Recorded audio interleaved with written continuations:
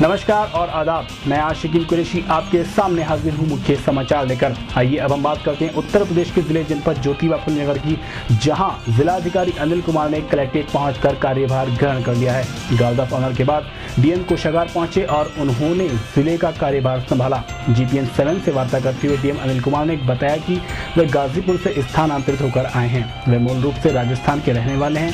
1998 batch के IAS अधिकारी हैं। इससे पहले वे 8 जिलों में डीएम के पद पर रह चुके हैं। उनकी जनपद जीपी नगर में 9वीं तैनाती है। डीएम अनिल कुमार ने कहा कि शासन की प्राथमिकताएं ही मेरी अपनी प्राथमिकताएं होंगी। आम आदमी को न्याय मिले, जन शिकायतों का निस्तारण समय पर हो, सरकार की लाभकारी योजनाओं का लाभ पात्रों तक पहुंचे, जिले में अपराध नियंत्रण में रहें और सभी अधिकारी अपने कार्यालयों में समय से बैठें और निस्वार्थ भावना से कार्य करें तो बेहतर होगा। जिले की कानून व्यवस्था दुरुस्त हो, यही वे चाहेंगे। जयसी ग्राउंड में लग रहा कृषि मेले का फीता काटकर जिलाधिकारी अनिल कुमार ने उद्घाटन किया। किसानों को संबोधित करते हुए डीएम अनिल कुमार ने कहा कि किसानों की समस्याओं का निस्तारण प्राथमिकता के आधार पर किया जाएगा। उन्होंने नई टेक्निक के जरिए पैदावार बढ़ाने पर जोर दिया और किसानों को सलाह दी कि वे नई टेक्निक और नए उपकरण के जरिए पैदावार बढ़ाने का प्रयास करें। उन्होंने विदेश के कई देशों का हवाला देते हुए कहा कि वहाँ के किसान नई टेक्निक अपनाकर हमारे देश के मुकाबले अधिक फसल लेते हैं। उनसे और उनकी टेक्निक से यहाँ के किसानों को भी सीख लेनी चाहिए। फसल अधिक हो, इसके प्रयास किसानों को हर हाल में करने चाहिए, जिससे कि उनको अधिक लाभ हो। उन्होंने कहा कि देश का किसान खुशहाल होगा तो देश में खुशहाली होगी। हिंदू कॉलेज में चल रही शिव महापुराण कथा में शिव जी का विवाह धूमधाम के साथ हुआ। यहाँ हजारों की तादाद में श्रद्धालु मौजूद थे। सभी को सीख देते हुए श्री राधेश्याम व्यास जी महाराज ने कहा कि सद्ज्ञान के बिना मानव जीवन में कभी भी शांति हासिल नहीं हो सकती। श्रद्धालुओं को संबोधित करते हुए उन्होंने कहा कि सनातन धर्म का प्रकाट्य ईश्वर द्वारा हुआ, इसीलिए इसको सनातन धर्म भी कहा जाता है। आज के लोग जो सनातन धर्मी हैं वह स्नान करने पर खुद को पवित्र समझ लेते हैं, लेकिन उनका मन पवित्र नहीं हो पाता। महंत व्यास जी ने कहा कि जब तक मन शुद्ध नहीं होगा तब तक विचार भी शुद्ध नहीं हो सकते। इससे जीवन में अशांति घर कर लेती है। आइए अब हम बात करते हैं शहर के गली गली में बैठे मौत के सौदागर झोला छाप डॉक्टरों की। स्वास्थ्य विभाग की मिलीभगत से मौत के सौदागर गली गली में बैठे हुए हैं, जो मरीजों के जीवन से खिलवाड़ कर रहे हैं।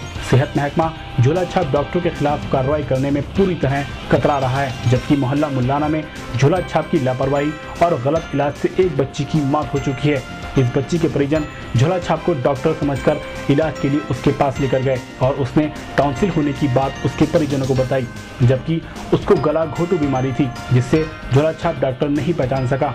जबकि उसके परिजन डिग्री वाले डॉक्टर के पास लेकर पहुंचे, तब तक उस बच्ची की हालत बिगड़ चुकी थी। आखिरकार उसको मौत की आगोश में जाना ही पड़ा।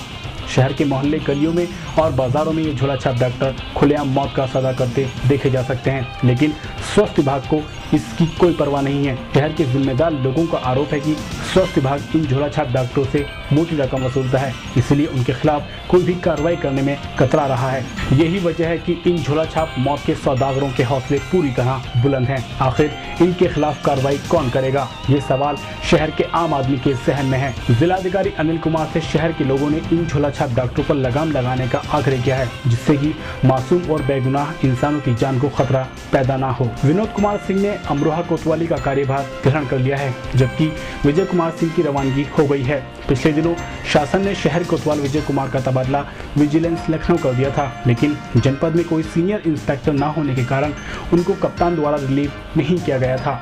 मेरठ CBCID से आए विनोद कुमार सिंह को पुलिस अधीक्षक प्रशांत कुमार ने अमरोहा कोतवाली का चार्ज देकर भेजा था। उन्होंने कार्यभार ग्रहण कर लिया है। विनोद कुमार सिंह 1995 से विभिन्न जनपदों में थाना अध्यक्ष के पद पर रहे हैं, जिसमें बिजनौर, हरिद्वार, मुजफ्फरनगर, देहरादून, सहारनपुर आदि शामिल हैं। 2005 में उनको इंस्पेक्टर के पद पर तैनाती मिली थी और तभी से वे मेरठ CBCID में कार्यरत थे। आइए अब हम बात करते हैं अमरोहा नगर पालिका परिषद की, जिस पर आर्थिक संकट के बादल छाए हुए हैं, जिससे शहर का विकास ठप है। चेयरमैन हाजी इकरार अंसारी धन न होने के कारण असमंजस की स्थिति में हैं। वैसे 24 नवंबर को पालिका परिषद बोर्ड की बैठक बुलाई गई है, उसमें तस्वीर पूरी तरह से साफ हो जाएगी। ये बैठक दिन में 3 बजे पालिका सभागार में होगी।